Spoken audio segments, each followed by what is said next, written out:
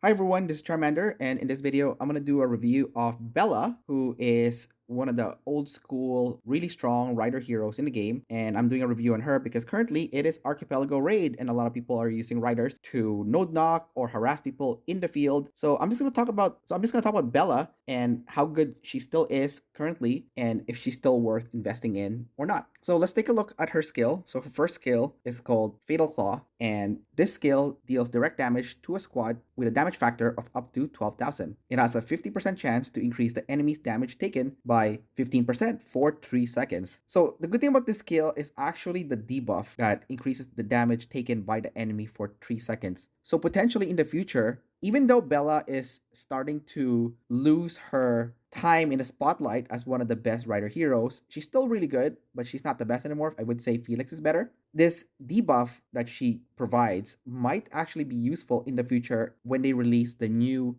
rider rally hero potentially, or even the new rider hero, because usually they release two heroes at once. So I think that debuff might help her stay relevant in the future, but we'll find out once that happens. Her next skill is called Wild Rampage, which is a passive skill. When not in battle, rider squad travel speed increases by up to 150 rage when entering battle, but travel speed will be reduced by 10% for 3 seconds when taking skill damage. So this is the reason why Bella is so popular, is because the 30% travel speed makes her very, very fast. The only downside is when she takes skill damage, then she becomes about even speed with a lot of other heroes such as Elena, and potentially that reduction in speed might hamper her when it comes to chasing down an enemy. Her next skill is called Piercing Fangs, which increases rider squad attack by up to 30% and deals up to 24% more damage to squads with shield effect. So this makes her good at fighting heroes such as Rigoro, Bodala, Eddie, Riven, or any other heroes that has a shield effect. Her next skill is called Savage Hunt. When leading only rider squads, damage increases by up to 15%. Increases damage dealt